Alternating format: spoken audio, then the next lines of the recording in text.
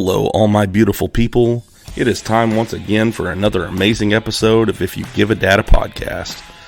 So this week I have with me a guest that I was supposed to have on a few months ago, but things fell through and we weren't able to get him on, but I am really glad that I'm able to have him on now. We had an amazing conversation, talked about all kinds of amazing things, and the guy that I'm talking about is Tommy Dean. He is a wrestler and just an all-around awesome dude, and I'm glad that I was able to get him on the show. We kind of talk about all different kinds of things, from wrestling to video games even. We even talk a little bit about Power Rangers, so I think there's a lot on this episode that's going to be really entertaining for you guys to listen to. I know it was very entertaining for me to record this. And for those of you who are here just to listen to the Tommy Dean episode, welcome. I hope that you enjoy what you hear, and I hope that you stick around and listen to some of the other great episodes we have here as well. So, if you're as excited as I am, then let's get this show on the road. If You Give a Dad a Podcast. Hey, Dad. So where did you actually train at? I made a really good career out of being able to bump, sell, and I had a punch me face. I wasn't about to call you dad, so. Seriously? I felt like it was in an anime or something. People get really mad at those videos for some reason. Like, it triggers certain people, yeah. Bloop. Wow. I was actually lost as an infant, and I was taken in by a traveling group of independent wrestlers. I love it. I'm excited for this stuff. Bro. Get punched in the face on the daily. Do you always do these interviews with your shirt off? What? Man, this guy won't shut up. All right, everybody. So today I have with me a Oklahoma-based wrestler. He is a guy that I've been pretty excited to talk with. We had him scheduled a few months ago, and things didn't work out. So I'm glad that we're able to get him on now, and I am talking about Tommy Dean. Man, how are you doing today? Man, I am fantastic. I was scrambling last second because I was worried because I was taking my son to daycare so I could get here in time. And then I showed up and his daycare was closed, and I freaked out for a little bit, but I got it all figured out, situated. Oh, no. Yeah, so I was really worried that this wasn't going to happen again, but we got it all figured out. Yeah, no doubt. You know, I mean, life does happen. Things come up. So I totally understand whenever, you know, you got to make changes and everything. But yeah, my kids are out of school today too, but my son is at his mom's house and my daughter's just hanging out with the dogs right now. So we're good to go. Good to go, my man. Dad life. That's right. Yes. So we'll kind of just jump right into things here. So I know you from wrestling and stuff, and one of the people who kind of told me about you was Red James. Whenever I had him on the show, he talked about you quite a bit. And so after having that episode, I was like, I need to reach out and talk to this guy, and I think he would be great to bring on the show. Like I said, kind of want to just jump into it. How did you actually get into wrestling, and what was that moment that made you decide, you know, this is what I want to do? Man, so I wanted to get into wrestling a long, long time ago. Like, I wasn't a closet fan in high school. Like, I had the Rey Mysterio backpacks and everything. You know, I wore the Stone Cold T-shirts and everything. I wasn't a closet fan at all. And like, I was the generic, like, what do you want to be when you grow up? And everybody else, you know, I want to be, you know, a pilot or whatever, or firefighter. I want to be a wrestler. I've always wanted to be a wrestler. Okay. It took a little bit of a dip during my teenage years because when I got into, I want to say, middle school, I was like 11, 12 years old. I started playing basketball, and for the next 8 to 9 years, that really just dominated my life. Mm-hmm. I played other sports too, but basketball was always my main focus. Okay. But and I took that as far as I could. But when that was over, you know, I didn't really know what to do. Mm-hmm. And then I went to a show. Back in 2015, I went to a show that was headlined by the Steiner brothers and Big Van Vader. Oh, wow. I went to a show with those guys, and I saw a lot of local talent on that show too. Mm-hmm. And I started talking to those local guys, and one of them reached out back to me and was like, "You ever thought about doing this?" And I was just like, "Only my whole life." So something led to another. I started going down to Bristow twice a week for a couple months to learn how to bump and stuff. I had my first match way too early. Like I started training December 2015 um, with Brandon Groom down in Bristow, Oklahoma. Yeah. And then I just kind of got thrown into it and had my first match January 30th, 2016. So Oh, yeah, wow. Yeah. Well, yeah, that's how I got started, man. oh, that's really cool. So I know that you go by a different name than your actual name. How did you get the name Tommy Dean? So I actually started when I started wrestling, I was Christopher Dean because Okay. my real first name is Christopher. Okay. And at the time I started training, my girlfriend at the time was pregnant with our now almost 7-year old. Okay. So we were trying to think of a name for him also, Mm-hmm. and Dean just kind of fit the bill for him and me. So Okay. so we always knew it was going to be Dean, like because that was going to be my son's name. So I was instantly like, that's going to be my wrestling name also. All And right. then when I started wrestling for WFC, I want to say about almost 2 years in, uh, they said it was Tim Rockwell was telling me he didn't like the name Christopher, Okay. and he wanted something that was a little bit shorter because Christopher is a little bit awkward to chant. Mm-hmm. So I wanted something a little bit shorter, and they were throwing me things like Timmy Dean or Richie Dean or something like that. And I've always been a big Power Ranger fan my whole life. Yeah. Uh, I've met Jason David Frank multiple times before he passed, and Okay. he's the nicest celebrity I've ever met in my entire life. He's always been my favorite Power Ranger since I was a little kid. I had like dolls of it. Um, and I was also thinking Tom Hardy is like one of my favorite actors. And Okay. in the movie, he did a movie with Kurt Angle and a couple other guys called Warrior. And his name in that movie is Tommy Reardon, and I really resonated with that character a lot. So Okay. I really like the name Tommy. Also, Tommy Dean was what I wanted to name my son, but my baby mama wouldn't let me, so we just settled on Dean. Right on. There you go. So you're talking about you got to meet JDF a few times. I actually got to meet Austin St. John yesterday. Oh, okay, right on. Yeah, I was at the Comic Con that was here in Northwest Arkansas and stuff. So that was really cool. He was had a little one of those little speakers out there, and when we walked up, he was playing some kind of smooth rock, and he was like, "Yeah, this is for the ladies." I was like, "All right." Jeez. Nah, man, I Yeah. went to I went I went to Wizard World a long time ago, and that's where I Mhm. first met JDF. He was the nicest guy, man. Like, I waited in line probably like 2 hours just to say hi, you Yeah. know, Yeah, because for he's sure. doing the thing where you can pay for an autograph or whatever, and he's Hmm. letting like people pay for pictures and stuff too. And then like, which he wasn't supposed to be doing that at all either. Yeah. But when I got up to him, I just told him the business and everything, and then he was just super kind. He signed like multiple things for me, and he let my girlfriend take pictures with her like professional camera and stuff too. I Oh, never wow. got those pictures out, and I don't know what happened to the camera, so I'm really upset about that. But Yeah. he was just the nicest guy, man. And he was one of those guys like 2, 3, 4 hours into this thing, man, meeting these fans, and he's still just like going, like he's not irritated at all, and he's like taking time with each and every person, and it was amazing. Yeah.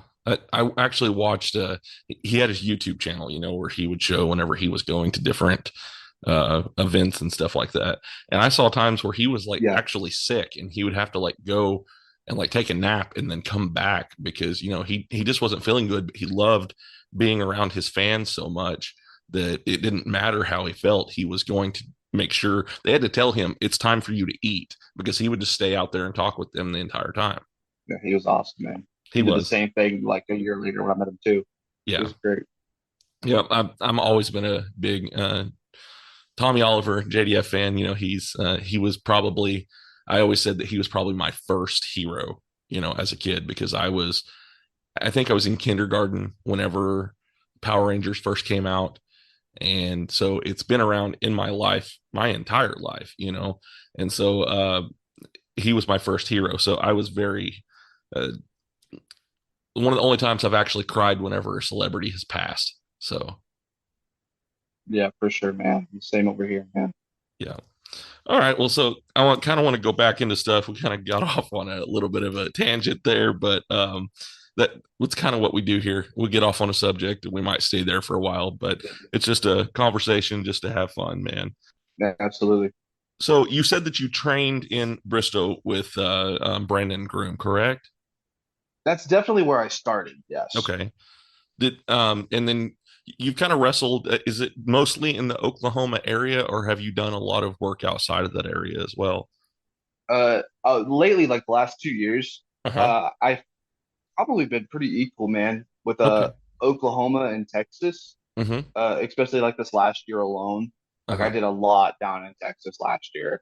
It's probably Okay. like my busiest year. And man, I don't know. I probably wrestled in Texas more than I did Oklahoma last year. Oh wow. Well, I mean, that's Yeah. good though. I mean, they've got a lot of wrestling in Texas. Um, Oh I'm yeah. I'm new into all of this and finding all of the different um, companies and stuff that you can work for in Oklahoma and Texas. I mean, there's a slew of them just in those two states alone. Dude, there's a plethora in Texas. Texas is probably the biggest place around, if I'm not mistaken. It's Yeah. got probably more companies than any other state. It's nuts, dude. I can't even name probably like 5% of them. But Wow. it's yeah. It's a scene down there for sure. Oh, and I did want to tell you, congratulations on your engagement and everything. I know you recently got engaged. Um, Thank I'm sure, you. Thank yeah, you. I know that's probably leading up to that's a very nerve-wracking thing. I've had to do that myself. So Oh congratulations no, on dude, that. it was so easy. Like I honestly like it happened kind of impulsively. Like it wasn't supposed to happen. Oh, Like really? I didn't plan for it to happen. Yeah. Uh, it started off as a joke. Like my girlfriend had just been going through some stuff with her grandmother passing away. So Hmm. I was just trying to distract her, and I took her out bowling. And Okay. I was drunk. And then she had this like 7-10 split, and I was like, "There's no way you hit that. You hit that, I'll marry you right now." And then she hit it, and I was like, "Well, what the fuck?" Or sorry, You're good. what the frick do I do? So it started off as a joke, and she was like, "Ah, I know you're just joking." I'm like, "Yeah, yeah, ha, ha, ha." And then when we got home, it just happened. Like yeah, That's cool. Yeah. yeah. We suck at bowling too, so I just came out of nowhere Suck it. Well, I mean, I'm not one. I'm not great at bowling, but it's a lot of fun. I always have a great time when I go. So it's a good time to just get out of the house and take the family out and do something fun. for sure. So I know there's been a few. You actually have taken a step back from wrestling for a little while, correct? I'm going to. I got one more match, and Okay. then yes, I'm taking a huge step back. Okay. Yeah, I saw that you had put out there that, Like, no, uh, this is not the end for you. This is just a break that you were taking on there. yeah, man, I've gotten guys trying to reach out to me, ask me when I'm going to be back and stuff. And like just yesterday, a promoter hit me up. He's like, "What's your availability in March? I know you're taking a little bit of a break, but what, you're coming back in March, right?" And I was like, "Man, I don't know when I'm going to be back until I'm back. Like it could be 2 months, like it could be March, but it could also be freaking July. Like I have no idea.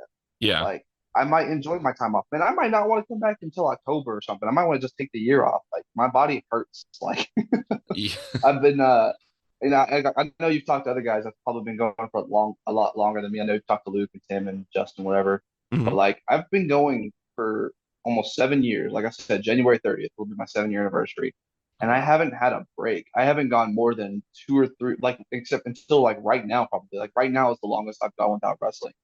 Like I had a show December something, probably like 17th, I think. Mhm. December 17th was the last match I had. It's been almost a month. Uh, Wow. and this is the longest I've gone without a match since I started, even during COVID. Like when COVID hit, like I was still teaching classes and having practice matches and filming matches like every single like week. I didn't miss it. Like I never missed more than 2 or 3 weeks. Even when my neck, like I had my neck sliced open before, and I had stitches put in it. Oh And wow. I was out 4 weeks, and that was it. Man. Like that, like so yeah, it's nuts to me right now, man. Do you do like the death matches and things like that as well? Man, I've done a couple. Uh-huh. Uh, I know there's like the second you do one, Uh-huh. there's like a stigma. It's like, oh, that's the kind of stuff that he does, and like Right. people just immediately forget about just everything else. Right. Yeah. Uh, it doesn't help that I wrestled the most famous deathmatch wrestler in the world. People definitely got that stigma on me. That was my first one too, so I just got thrown into the frying pan. But I don't. I'm not gonna say I'm a deathmatch wrestler at all, but I've definitely had a couple. So how do you prepare for that? I mean, I've talked to Sam Stackhouse Uh, about it, and he kind of told me his thing. But how do you kind of, because something's going to happen out there? How do you prepare yourself for it? I just don't think about it. I think of like there's like when there's that one spot in that match that I know is gonna like really just suck. Hmm. Like it's gonna be painful. I'm gonna hate it. Yeah. Everything. I don't think about it. I think about everything else. Like I think about the little moments in between. I Right. probably think more about the little moments during those matches than I do when I have regular matches. Yeah. But it helps me keep my mind distracted. Like I've done skewers twice now, Mm. and both times I've done them, I don't think about them. I don't think of them as anything. Like it's just like another spot to me. That's in Yeah. the back of my mind. That's I know it's coming up, but I'm not like acknowledging it. Right. So and I just focus on everything else in the match, like taking this bump right, selling Right. out this way, looking to the cameras at this point, sell Yeah. like this to this point. I literally just focus on everything else that's possible. And when it comes, I try not to think, even when it's happening, I just don't think about it until I feel the pain, and then I just react like normal. Mm. So because of the ones that I've seen, because I haven't actually seen the death match that you were in and stuff, but I've seen pictures and I've seen, little clips of when Sam was in it with the skewers as well. So every time I go to the store now and I want to make kebabs, that's the first thing that comes to mind now is that. And I'm like, oh, you know, thank you, wrestling. I've never I've never had a kebab. I don't make kebabs or anything. So whenever I see skewers, I don't even think food. Food's like not even on my brain at those points anymore. Yeah, no, I'm pretty much there now, because now when I look at them, I'm like, oh, okay, yeah, that's where it goes for me, but that's okay. I wrestling's always on my mind. Yeah, for sure. That's what like when you are wrestling, that's what everything goes to now. Like no matter where I go, like it's just in regular life, like everything I go, like everywhere I go, it's just how could this be used in wrestling? Right. And that's okay, that I mean, when you have a passion and a love for something, that's going to happen.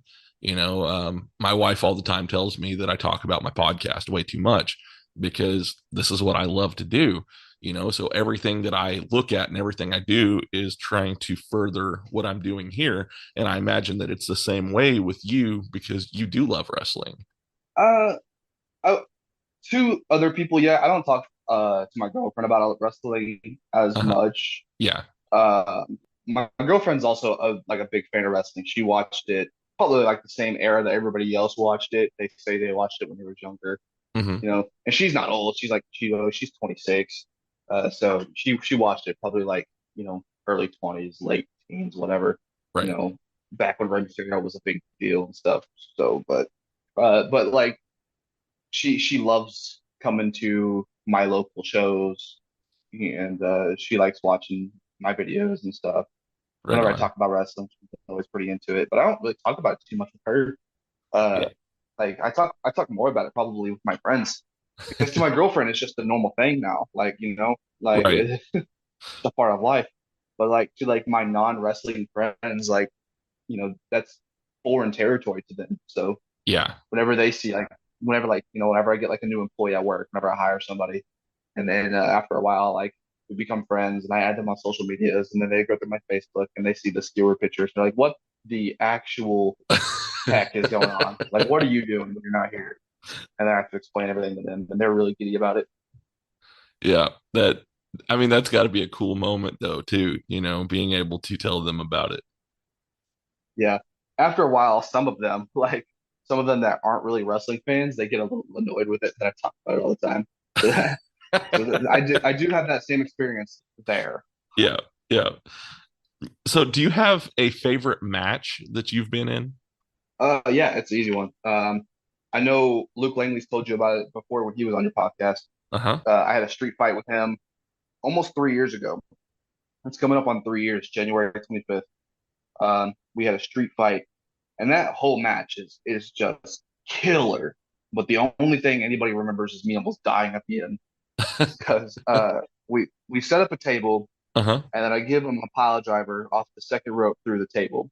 But Uh-huh. the legs, like when you see people go through tables, it kind of like explodes most of Right. the time. Right. Like the legs kick out, the shatters into like four pieces. It looks Mm-hmm. like destruction. Mm-hmm. This table did not do that.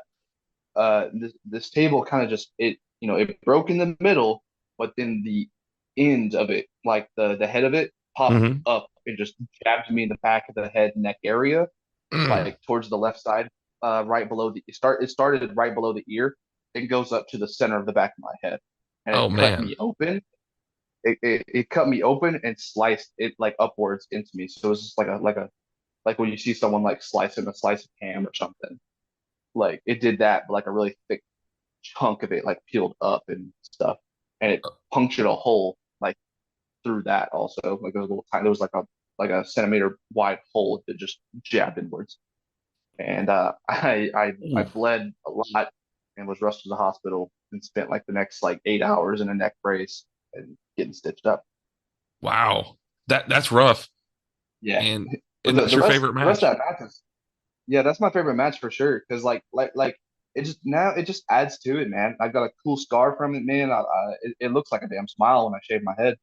Uh, I used to like I had short hair back then, so I used to take pictures of it and then like get on Snapchat and put like eyes above it and turn it into a whole face and just send it to people and they'd be like, "You need to stop taking these painkillers." Yeah, no, I had, like you said, I had Luke on the show, and he's a really awesome guy. He's a good one to talk with and everything. And I am looking forward to maybe try to get him back on the show here this year as well. He produces, he's in a lot of really good matches. He's a kind of a machine when it comes to that. Yeah, for sure. I've had a lot of great matches with Luke lately, man. Like a lot of them. Yeah. I've probably wrestled him more than anybody else. Maybe Okay. Alex Royal. It's tough to go back, but like, man, that was like that like I had heard a long time ago that it takes about 4 years before you really start getting it, Yeah. and it was like that was around 4 years in for me, and like that was the first time where I walked out and I felt like I felt like Tommy Dean and not just Chris. Yeah. So, and then like I've only had those moments like a fair share of times, but uh majority of the times he's involved in it. When people ask me like who trained me, like most of the time like I tell them Luke Langley because Yeah. I met Luke Langley about almost 2 years in after I started training, and he took me under his wing and made me good. So I thought I was good, and then I met him, and then I saw what good was, and Right. he made me good. He didn't have to either. Like he took a lot of time with me. I got to put him over because I don't sit here today without him. Right. Uh, but he took me under his wing when he didn't have to. Hmm. Because I was literally like wearing hand-me-down gear. I didn't work out, wasn't good at promos. I was just somewhat skinny, fat, athletic kid that didn't understand anything, and he turned me into one of the best, honestly. Yeah. He's one of those guys, he's very detail oriented. You ask him something and he has a well thought out answer that he'll give you. Yes, And absolutely. He doesn't have half-ass conversations at all. right. And I imagine whenever he's training, he's the same way. Man, so I've never actually like trained with them though. That's the thing. Uh-huh. Like I think there's only been like 2 or 3 times where over the course of like 5.5 years or whatever it is, where he's been at a show, I've been at a show, and we're like, you just want to get in the ring and wrestle a little bit, like and just work on things. Uh-huh. It's only happened like 2 or 3 times. Yeah. So I don't like ever train with them. It's just his knowledge and the way he puts things. Right. And like I've never had an issue like with the moves or the technical aspects of anything Hmm. because I've always just been an athlete and a wrestling fan, so I just kind of understood it. Right. But it's just his knowledge is just an ocean that doesn't end. Yeah. Yeah. I He's, can he's really good at just portraying that through words. I can see that, especially like I follow him on Facebook and stuff like that. Even when he's talking about metal, he listens to the entire discography of a band and then he'll rate them and tell you why he rated them that way. He doesn't, like you said, he doesn't half-ass anything. Yes, for sure. Now I can't contribute to his band knowledge because we are opposite ends of the spectrum on that. But What kind of music do you for listen sure. to? Man, I'm like my favorite type of music is probably very much like the Sleeping with Sirens type, Panic at the Okay. Disco kind of vibes. I don't really have I can't really put a pin on it, but I Uh-huh. listen to rap music more than anything Okay. because what I listen to, it just depends on my mood. And most Right. of the time, I just listen to a lot of rap music. I Yeah. appreciate rap music more than anything else, Yeah. also, just because I think the way I'm a big fan of like the lyricism. So Yes. I think it's the most difficult thing to do when making music. It can definitely make or break a song, if you are one of those people who listens for the lyrics and things like that. You can tell an amazing story if you have good lyrics. Yeah, I don't listen to a lot of what people think when I say rap music. Uh-huh. Uh, like when it comes to like the mainstream stuff, I listen to Joyner Lucas Okay. and probably like a little bit of Eminem. I'm not like a big stan about it or anything, but I listen to like a lot of YouTubers more Okay. than anything, honestly. A lot of guys that people probably haven't heard of, just Yeah. because I feel like they put more effort into what they do. Like guys like there's guys out there like Luke Dawn, Crypt, Randolph, just guys never even probably heard of. Yeah. Uh, there's a guy named Dax. Like just these guys, when you listen to them, like the way that they just chain words together is just Yeah. impressive to me. Yeah. I feel like they do try harder, because they haven't made it, you know, on the mainstream and stuff. And there's still that passion in a lot of what they do. I've had a professional music writer on the show and stuff, and he worked for one of the big companies, and they had to, he wrote 300 songs in 1 year. That's almost a song a day that he was writing. And it's not about the lyrics whenever you're doing that. It was just about getting those songs pumped out, and he prefers doing it just writing the songs as he pleases, and those younger people or those people that are on YouTube who haven't made it there, they're not just trying to pump stuff out. It's actually a lot of stuff that's coming from the heart. And I found that with some of the ones that I've found that I'm going to try to bring onto the show. I try to find some artists that aren't as well known as some of the other ones because they deserve that light, that spotlight to showcase what they're doing, because a lot of times it's amazing. And if they don't get that spotlight, they're never going to be heard, and I want to give them a chance, just like anybody else, to give them the opportunity to showcase what they've got. Absolutely, man. The music industry is a hard one to break into, man. So It is. it's a good thing, man. It's a good thing you do that. So I heard you say a minute ago, do you train some of the other wrestlers as well? I used to help run a class. It wasn't even my class, but like I basically like I was there every single Tuesday. Like I remember at the time it was Brandon Groom. He had a Mm-hmm. school going. He Mm-hmm. was running classes twice a week, but it ended up being over where me and Wesley Crane just basically took over the whole like both classes. Oh, wow. And yeah, so every Tuesday, me and Wesley would show up and we would train these kids. This was like 2020, Mm-hmm. like during COVID. We would train these kids and these. I say kids. There was grown men there too, but it was mainly for the kids because they were the ones that stuck out. Right. Oddly enough, and then Thursday Wesley would show them up and he would put them to work out and talk nutrition with them. Yeah. So, but like we did that for about 6 to 8 months, Mm-hmm. and then I think they lost that building. But recently, I've tried to kind of ease back into it. There's a place down here called Core Professional Wrestling. They Yes. have their own training school too. Mm-hmm. And 2 times now I've stepped in and taught some of the beginner classes. Uh, it's not like a scheduled thing for me. It's just like if I'm available and they ask me to, and if I'm feeling like it, I'll go down there and try to help the kids out. Right on. Yeah. I mean, it's always Yeah. good to be able to get to do that. I do love teaching Mm-hmm. because I can teach these basics and also give like the little tiny details that nobody else really gives, that nobody else really sees. Things I didn't learn about until, 4 or 5 years in. I can, have these kids start applying it now into their basics. So that way, when they get 4 or 5 years in, they've Mm-hmm. already got it. And then I don't have Right. to worry about adding these little tiny details now. It's already second nature for them while they're doing their basics. Right on. Right on. No, I get that. And that's something, that I'm sure that they will appreciate down the line as well. I'm hoping so. So what are some of the inspirations for the character of Tommy Dean? Oh man, that's a tough one because I feel like every place I wrestle, I'm a different person. Okay. Like whenever I go to Texas, I'm like uh,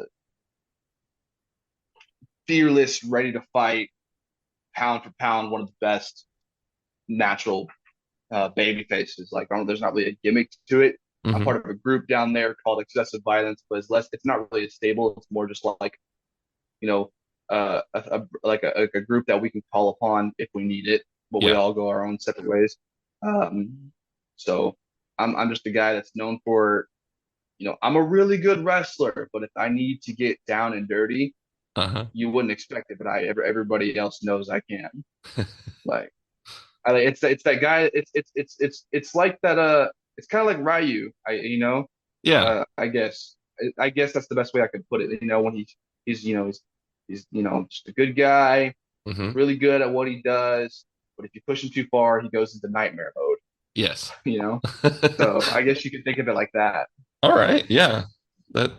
But like down here, it's different. Like one place, I'm like just a guy that thinks he's rich, but I come out dressing in like wish jackets and shit. And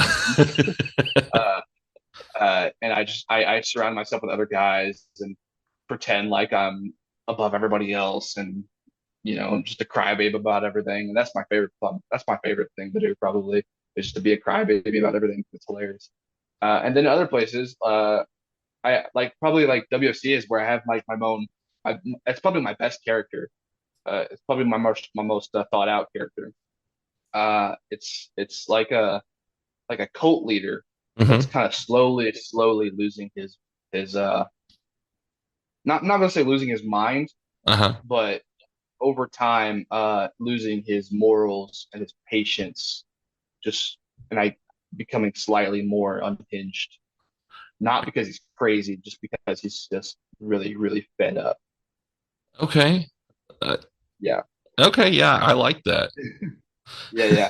I'll offer it. Yeah, it's just a cult leader. I offer my hand to people. I tell them to follow me, and I tell them I'll lead them to bigger and better things. And if they refuse, then they become the target, pretty much.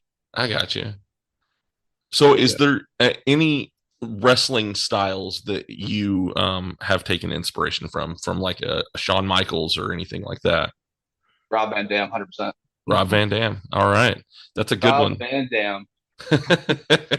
Rob Van Dam. He's my favorite wrestler of all time. I like when I first watched him wrestle. Uh-huh. It was different. Like it's hard for a lot of people to pinpoint like that one person that changed the game for them. Yeah. But for me, it was easy. Like Rob Van Dam, like he did not wrestle like anybody else. No. Like there wasn't a single person that came before him that wrestled like he wrestles. Right. So like he changed the whole game for me, and I loved it. He in my opinion, he's like one of the greatest of all time that nobody ever thinks about. Yeah. He has definitely forgotten a lot, and he shouldn't be, because his level of talent is by far above a lot of the ones who have been pushed to the moon even. Mm-hmm. He's so good. And it wasn't just like he was like a one-trick pony, Right. Like he wasn't famous for, he did a lot of hardcore wrestling, but he's Mhm. not famous for hardcore wrestling. No. Like it's because he took the hardcore aspects and used it to add to what he was already making a killer match. Right. Yep. Everything he did was just perfect. I loved it. Well, and I also think that's one of the reasons why he was able to succeed as well as he did in WWE whenever he made it there, because he didn't need the hardcore stuff. like Sandman or some of the other ones. That was their whole part, is they had to have the hardcore side of it. Whereas his he had the technical side to go with it.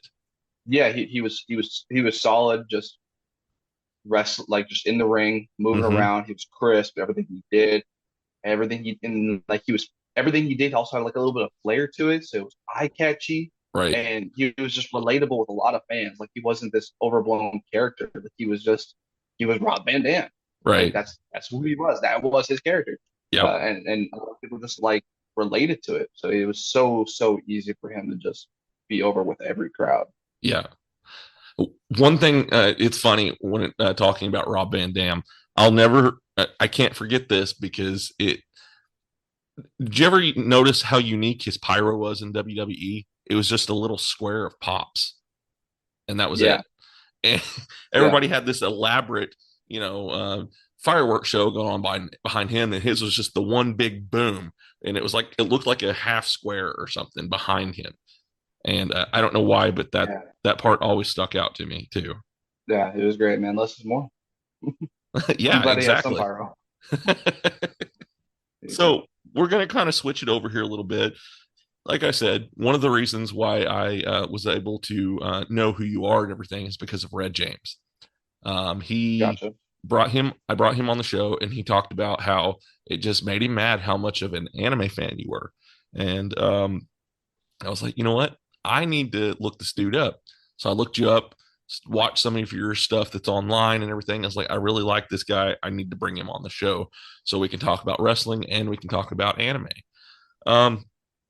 So what was your anime that got you started into anime? Here's the thing. That is blown way out of proportion. Okay.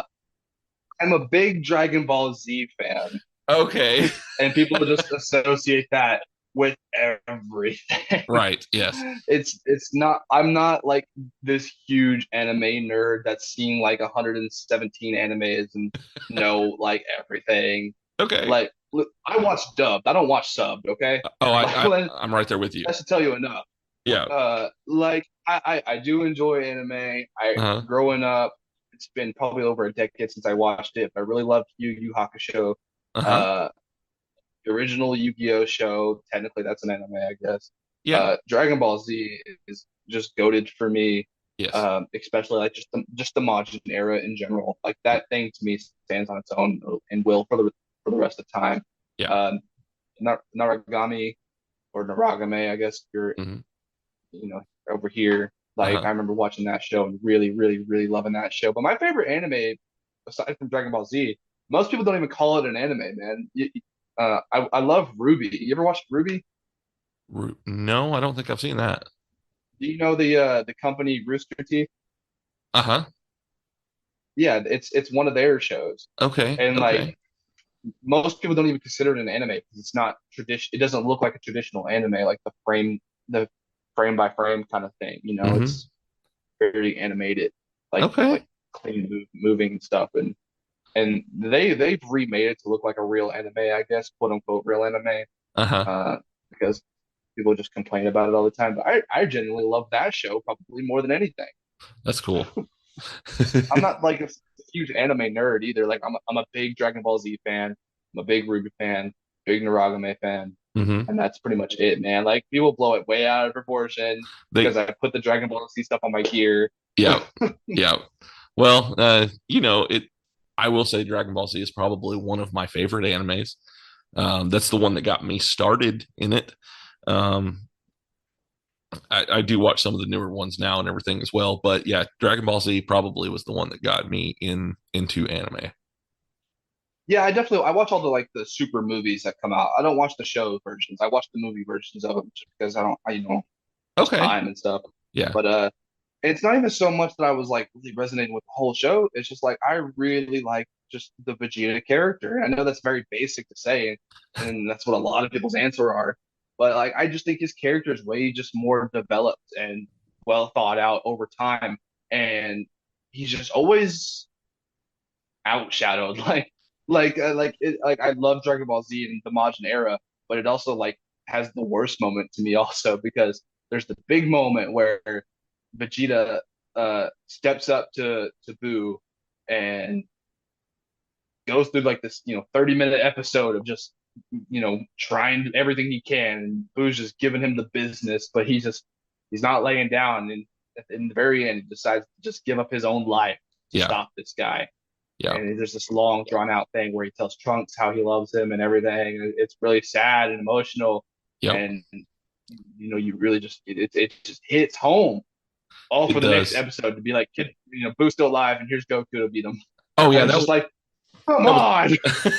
That was heartbreaking. I hated that so much. It was hard. Like it's like we went through all this pain for nothing, and I hated it. Yeah.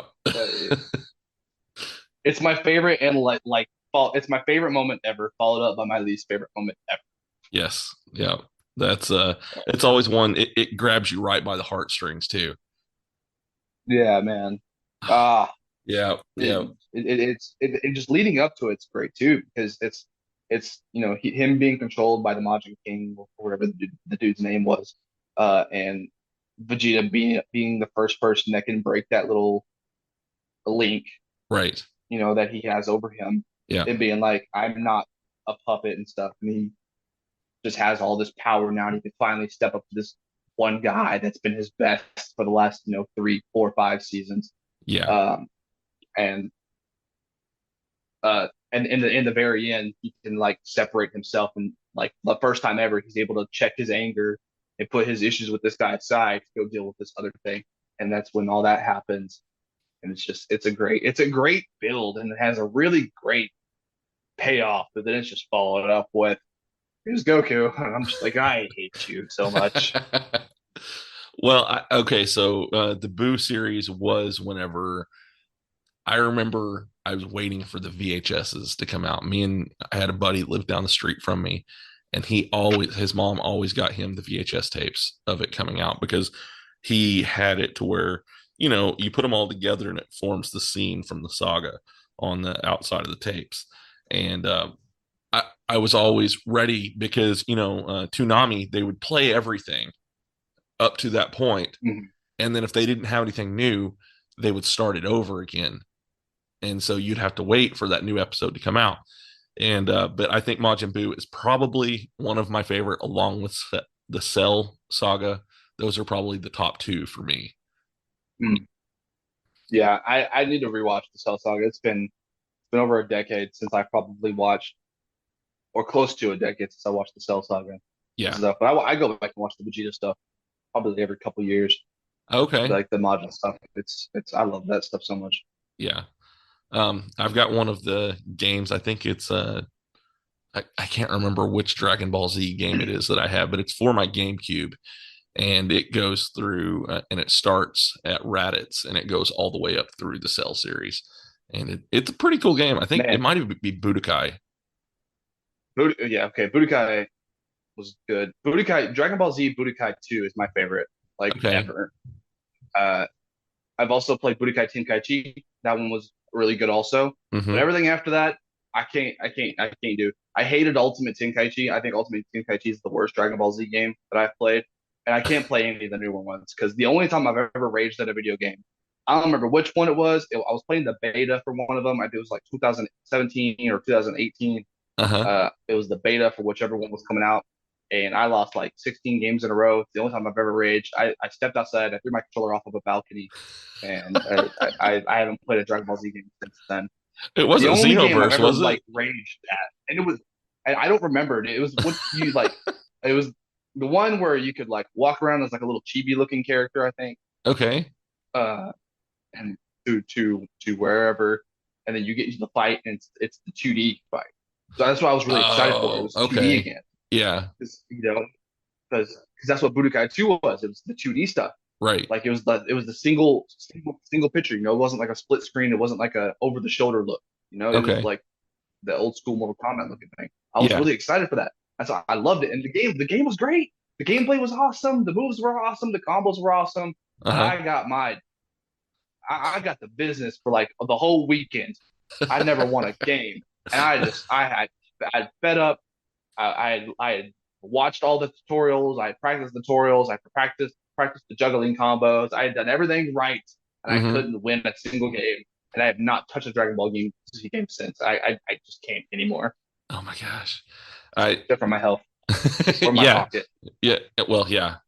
So I do have Xenoverse 2, and it's like you work with the Time Corp, and you're trying to restore the timeline because there's things that are going on to where they're trying to make it to where the Z fighters lose. And so you kind of come in and help them. And so you're become part of the storyline that's already happened. I've got that one on my Switch, and it's been okay. It's been a pretty cool game. It doesn't do the 2D for the fight. It's a full world, to where you can fly around and everything like that. Almost like the Saga games that they came out with in the early 2000s. I think those types of games are cool too, like the over the shoulder thing. I like I said, I really like Tenkaichi 1, like Budokai Tenkaichi. I think that was a really good one. Yeah. And it was the over the shoulder thing. Right. It's just after that, like when like Tenkaichi 2 and Tenkaichi 3, they're just the same game with different stories. Yeah. Same with Budokai 1, 2, and 3. They're all the same game with different stories. Right. But Ultimate Tenkaichi was the one where it was just trash because it was just chain movements the whole time. It basically it was a rock paper scissors game, and I hated it. But like I don't know the stories of any of the newer ones because, like I said, it was the beta. It was the beta for the game, and like I raged at a beta. It wasn't even the full game. At least I didn't spend money on it. That's true. Yeah, that's good. So do you play a lot of video games? I wish I played more. 5 years ago, I played like a ton. Like that's all I was doing, but I was like getting really out of shape. I slept. My body fat percentage was high, so I had to make a change. But before that, man, I love playing video games.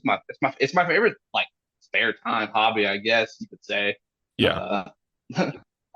Right now, I'm addicted to Marvel Snap because it's just on my phone and I can play it whenever. I probably play that like hours a day. But like, man, yeah, like I remember 2015. I got my first apartment for myself and was living by myself, and I just bought my first PlayStation 4 for myself. Because before that, whenever I lived with my parents or my brother, we always just shared everything. But like, I just got my first stuff. I got Call of Duty Advanced Warfare and Ark of Night and the new Mortal Kombat game. And that's just all I did. I'd wake up, I'd go to work, I'd come home, and I'd just play video games all day. It was, man, that bled over into like Black Ops 3 and then just so on and so on. And then the Fortnite eventually. Oh, so you did do the Fortnite some? Oh, yeah, dude. I think Fortnite gets a lot of hate, and I've given Fortnite a lot of hate too. But I like if anyone says it's a trash game, it's just because to put it in just woke terms, I guess they're just a hater. Like they probably suck at it themselves.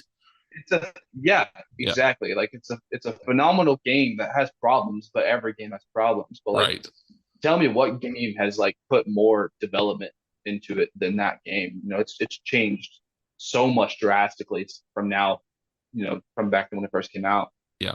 But it's just done so much, man. Like there's not. I genuinely think it's probably going to be not the most fun game of all time. That's not my favorite game of all time, but it might go down as like one of the greatest games of all time, just because. Yeah. It's just it's doing everything different. I don't know. It's like it's the most unique game to me. I think that's out there. Yeah. So I downloaded it when I first got my Switch and tried playing it, and I just got schooled so bad during my very first ever match. I never picked it up again.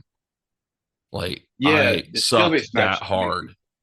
So yeah, the skill-based matchmaking, and it's rough, man. They're trying to work on that. They've been trying to work on that for years and years and years. Yeah. It was a big problem when I was playing it because I started playing it pretty early on. Right. But the second I stopped playing it for a couple months and jumped back on, it was different, man. Different levels. And I can't play the build mode anymore. Like I can't do that. Yeah. Like I have to play the no build mode. Like that's the only way I can play it now. Because I'm just not. It's like it's a great game, but the fans can make it really bad. Like the players can make it really bad. Yeah. So that's what I've always said about it. but And that's the it's not thing my with a lot favorite of game. games. There's Go a ahead. lot of the fans make it kind of toxic a lot, and that happens with a lot of different games that I'm seeing nowadays, especially with everything being online gaming now. It gets kind of toxic in those worlds. Yeah, that's true 100%. Because I tried to go back recently. I tried to go back and play Black Ops 3 because that's my favorite Call of Duty, Uh-huh. and it's just full of like hacks and everything. That game's bugged to the gills, Yeah. and just the players just make it so bad. I used Yeah. to be really, really, really, really, really good at that. It was the first game I was like good at, like really good at, like online. It was the first online game I was really good at, Yeah. and I can't play it anymore. Like I genuinely can't. Like it's just filled with too many people that have figured out how to hack everything and just make it toxic and Right. unfun. So what I like to do is I'm more of a backwards gamer. So what I do is I've got a 360, I've got a PS3. My son is a retro gamer, so he has like a Nintendo 64. We have a GameCube. We've got a Wii U. We have, we all have different Switches and things like that. My daughter has a Series S, and she also likes to do PC gaming as well. But whenever I want to seem cool, like I know what I'm doing, I'll tell my kids to play me at Halo on the 360.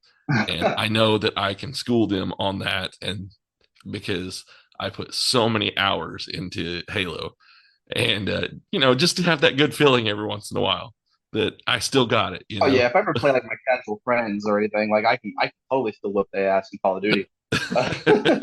But I'm not worried about that at all. But man, I stick to mostly just story games now, man. Yeah. Like if I'm not playing with friends, I'm not playing online anymore. I stick to my story games, and that's basically it. Me and my son will play Fall Guys every now and then, but that's it. And I am Okay. getting a PS5 this year. I'm declaring this right now. I'm getting a PS5 because there's so many new games coming out that's going to be exclusively to PS5 that I want to play. So I'm getting a PS5. So I'm the opposite. I don't go backwards. I go forward. Yeah. I got a PS4 right now. I don't do Xbox, and I'm not getting any unless it's the only game system I will buy that's backwards is an N64. Yes. That's the only thing I'll ever get that's backwards. But as of right now, I'm looking ahead because Gotham Knights is coming out, and I That think looks it's already out cool. actually, and it's only on PlayStation 5 and like Okay. Xbox Series X, whatever it is. Yeah. So I'm looking forward to that. Yeah, I want to get that God of War Ragnarok. That looks like a lot of fun, Yes. and yeah. Yeah. I'd probably say that God of War is probably one of my favorite PlayStation games. I didn't play 1, 2, or 3 a lot. I remember going to like a family member's house and he was playing God of War 2, Uh-huh. and he had gotten stuck and it was like, "Here, you figure it out, kid." And I sat there for like probably like we went in the morning for a holiday, and Uh-huh. I missed the whole holiday because I was just sitting there playing that game, Oh, and I wow. loved it. And I have no idea why I never played it again because that game was so fun. Yes. But I never played it again. They are. They're a lot of fun. And like I said, probably my favorite PlayStation game is God of War. I even bought a PSP just so I could get Chains of Olympus. The greatest PlayStation game of all time is The Last of Us. Let's just settle this debate right here, right now. It's not even just the greatest PlayStation game. It's the greatest game ever. Like I don't care what anybody says. The greatest game ever, at least for me personally, like my favorite gameplay wise, is The Uh-huh. Last of Us and The Last Okay. of Us 2. They both back to back. I don't care what anybody says. It's the greatest. The first one's the greatest story in any video game ever. The Mhm. gameplay in the second one is it's undefeated. No one like nothing's touching that. Like they made a factor feel fresh. Like how do you do that? Yeah. Like it's unbeaten, undefeated. Don't care. The show's coming out now and it's great also. So you did watch episode 1? Yep, I got home at like midnight last night and I was like, I'm not going to bed. I'm watching this, and I loved it, man, because it's not rushed No, it's not. and it's not short either. Like it was like an hour and a half long, and I was loving every bit of it. Yeah. I watched it this morning before I came out here. I saw that you had posted on Facebook that you gave it like an 11 out of 10 or something like that. And Yeah, I was it like, was perfect, man. yeah, It was perfect. It's so true to the game. Also, it's yeah, so true to the game and the story and the characters and the changes that it does do. Like it's they're so like little uh-huh, that it doesn't bother me. right, Like in fact, like I think it's probably better because I yeah, remember like their reasoning for taking Ellie, like Joel's uh-huh, reason for taking Ellie in the game was just so they can, they do this job for her for Marlene, and then they uh-huh, get their guns back. right, In this one, it's a battery that they need for a truck because he needs to go find Tommy because he hasn't seen Tommy in 3 weeks. yeah, Uh, but in the game, he hasn't seen Tommy in 20 years. yeah. So like, I love the little changes that they've done to it, man. Well, Um, so Go ahead. there in the game they had it to where after his daughter died, he didn't see Tommy anymore, right?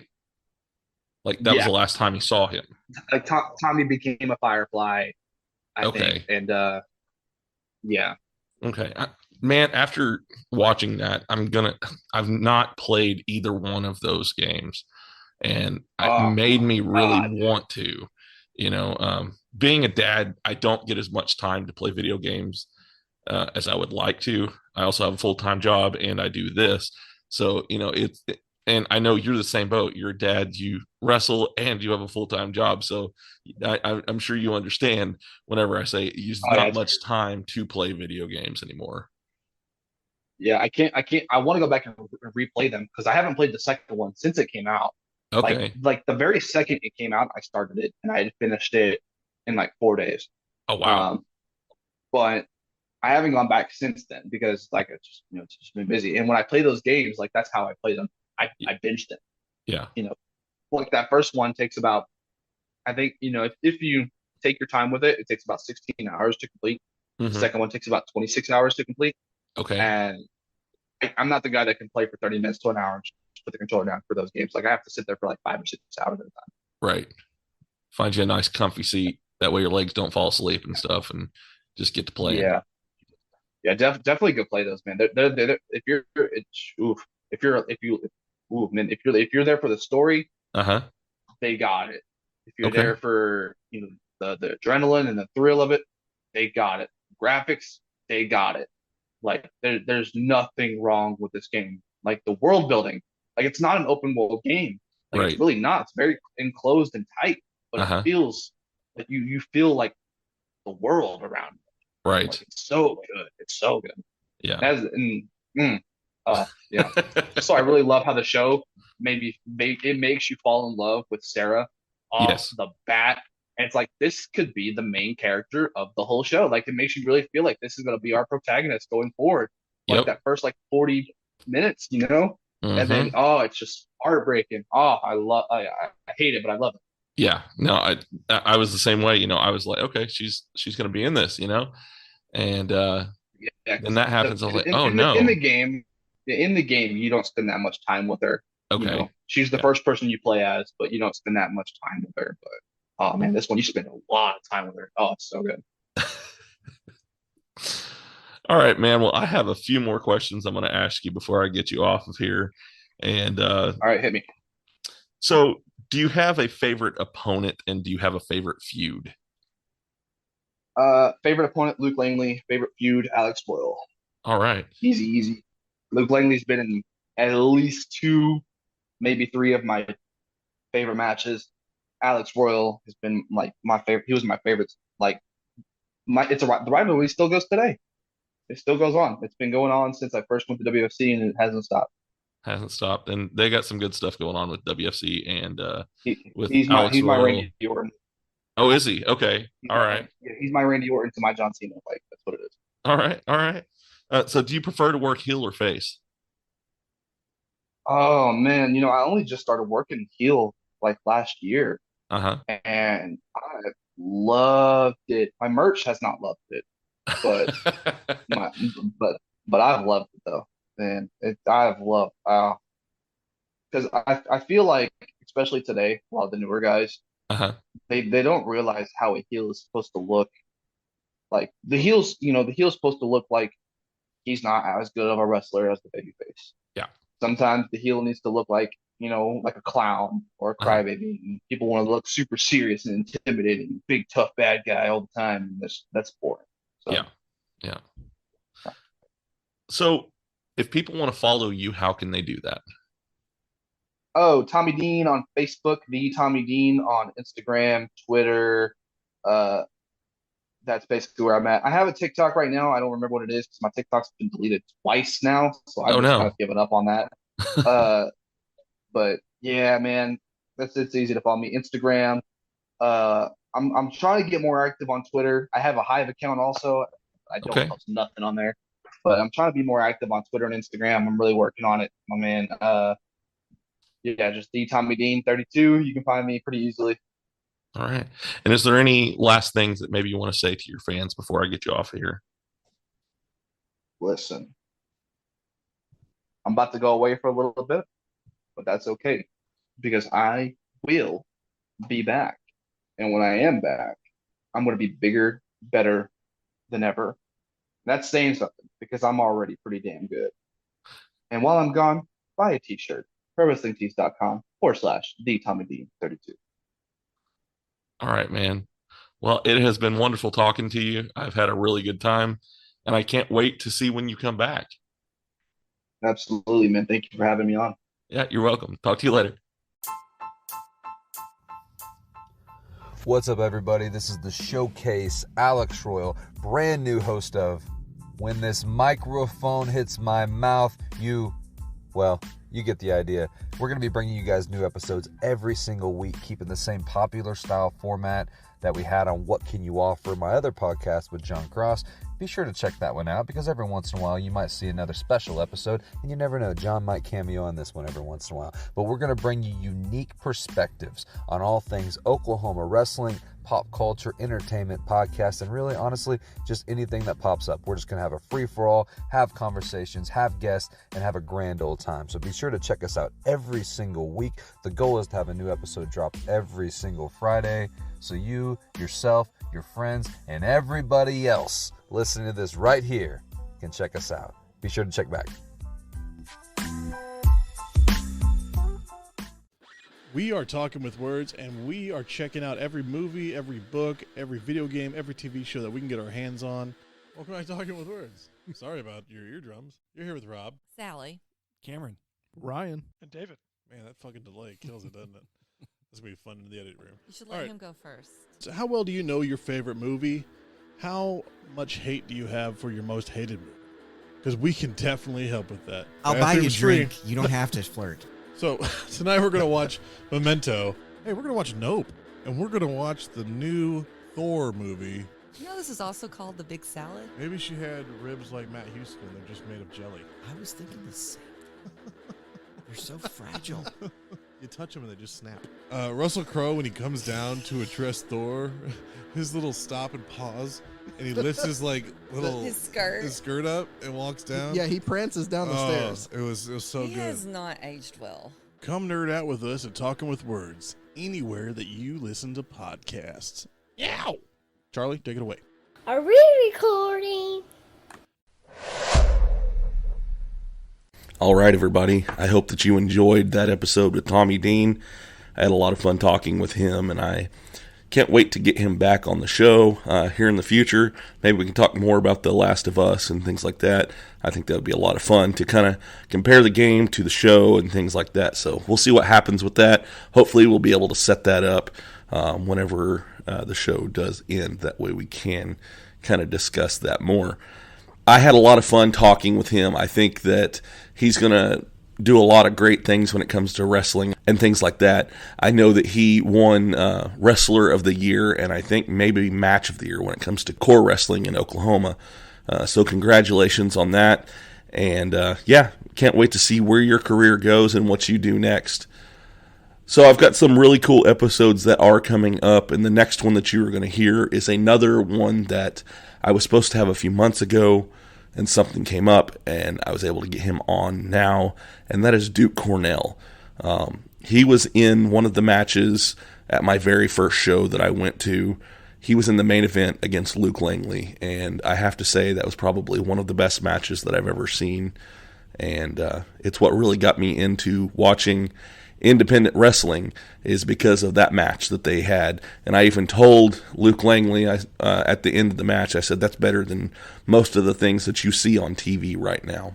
So I was very happy to talk with him, and I can't wait for you guys to hear that episode when it comes up.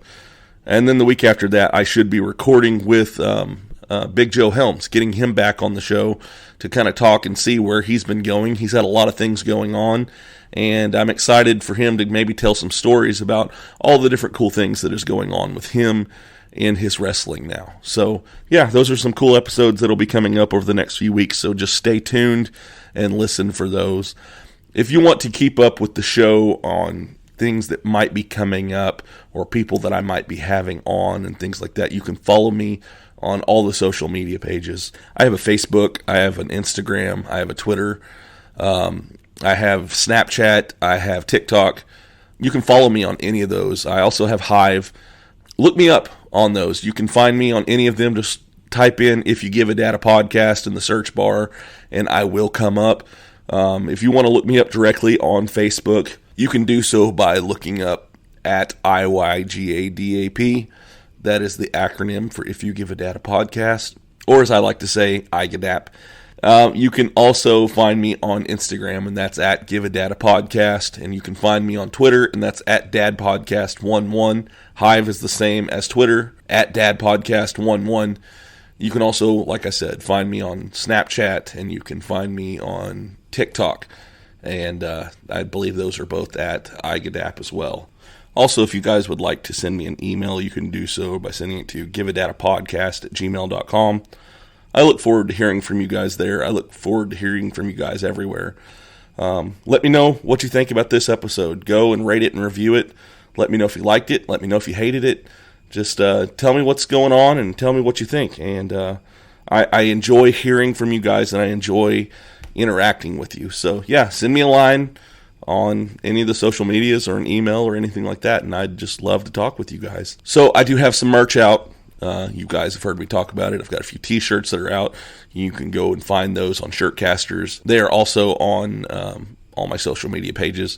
I have links to it. I will also have links to those on my show notes to where you can find them there. I'll also be having some mugs that are coming out here soon as well with my logo on it, and maybe some other things here in the near future. I don't know, maybe some stickers or something. We'll see what happens, and I'll get back with you guys on that and maybe have some fun stuff that are coming out. So I do want to give a shout out to my podcast network, and that is the OIW Podcast Network. Those guys have been great, and they have all kinds of great content on there. So go and look them up and find them. I will have a link to them in my show notes as well. So the show that you heard the commercial for at the end of this episode is actually a local podcast that I met at the Northwest Arkansas Comic-Con. I'm hoping to maybe talk with them guys some more and everything like that. Go and check them out. I'll have a link to them as well in my show notes. And lastly, I want to give a thank you to D-Cure for making my ending theme song for my show. He's awesome. Always coming out with great music. Always a great guy to talk to.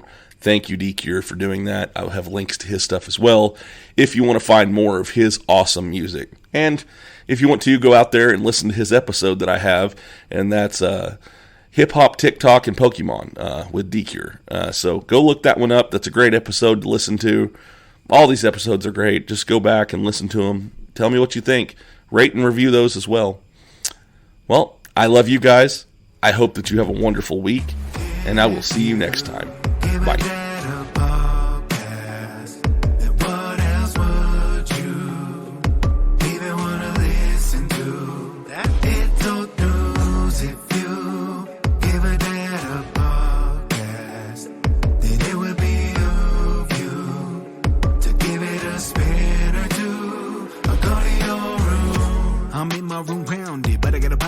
On. He calls us beautiful people, then tells us who we have on. The best part of my day, though we're blocked out in my pods. Tell my friends all about it so that they follow along. And the host is kinda nerdy, but guess what, I am as well. I don't feel so alone, and I began walking out of my shell. Heard a story, I need a connection I haven't felt. I'll be looking for the next one, till then farewell.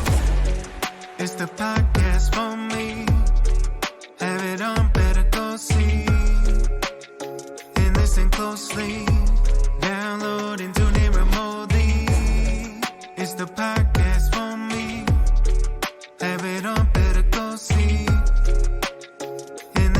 closely.